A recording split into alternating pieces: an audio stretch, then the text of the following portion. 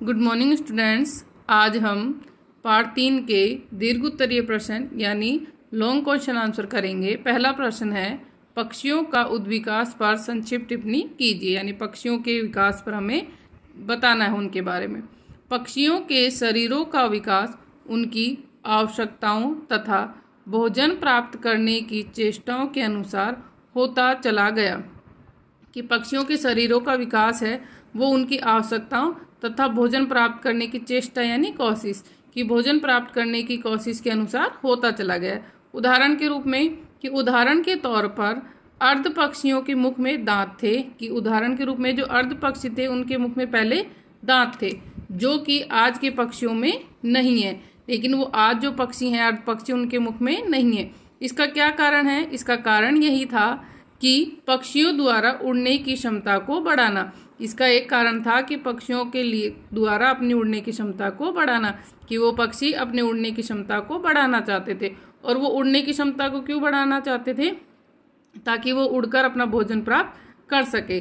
दांत लुप्त होने से उनका अगला भाग हल्का होकर उड़ने में सहायता देने लगा। और जब उनके दांत लुप्त हो गए यानी दांत जब वो गायब हो गए तो उनका अगला भाग है वो हल्का हो गया और जिसकी वजह से वो उड़ने में सहायता होने लगे, यानी वो उड़ने में आसानी होने लगी, वो आसानी से उड़ सके।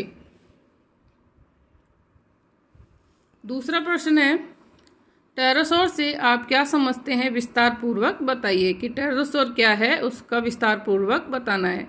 लगभग 10-12 करोड़ वर्ष पूर्व, लगभग 10-12 करोड़ वर्ष पूर्व यानी पहले रेंगने वाले कुछ ऐसे जीव थे जो कि वायु में ऊंचा उछलकर तेजी से गति कर लेते थे। कि 10 से 12 करोड़ वर्ष पहले रेंगने वाले कुछ ऐसे जीव थे जो वायु में ऊंचा उछलते और तेजी से गति करते। लेकिन जो ये तेजी थी, यद्यपि यह गति बहुत छोटी दूरी की होती थी, लेकिन जो ये गति करते थे वो बहुत कम दूरी की होती थी।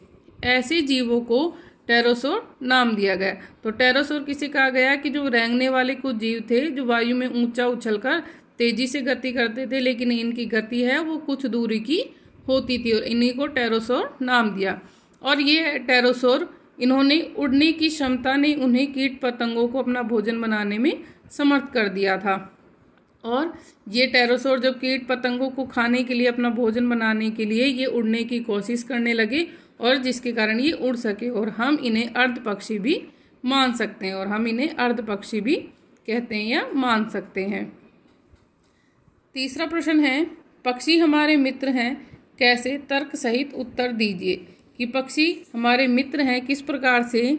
कि पक्षी देखने में भले ही कैसे हो। कि पक्षी कोई पक्षी सुंदर होता है, कोई सुंदर नहीं होता। तो पक्षी चाहे देखने में कैसे भी हो, उनका कार्य सदैव हमारे हित के लिए होता है। उनका काम कैसा होता है? हमेशा हमारे हित यानी भले के लिए होता है। उदाहरण के रूप में गिद्ध, कोय तथा चील, ये तीनों ही तरह के पक्षी कैसे होते हैं? देखने में अच्छे नहीं लगते। कि उदाहरणतः गिद्ध, कोय और चील मृत पशुओं के शवों को कुछ ही समय में चट कर जाते हैं। ये क्या करते हैं?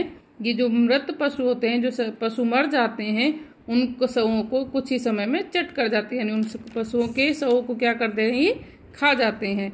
इसके फलस्वरूप हमें दुर्गंध तथा रोग फैलाने वाले तत्वों से छुटकारा मिल जाता है। और इसी कारण से क्या होता है कि जो मरने वाले पशु हैं उनकी दुर्गंध यानी बदबू तथा उनकी वजह से जो रोग फैलाने वाले तत्व होते हैं उन सभी से हमें छुटकारा मिल जाता है। क्यों मिल जाता है? क्योंकि ये सभी पक्षी उनको कुछ ही समय में खा जाते हैं, नष्ट कर देते हैं। तो ये तीनों प्रश्न आपको नोटबुक में करने हैं। ठीक है, थैंक यू।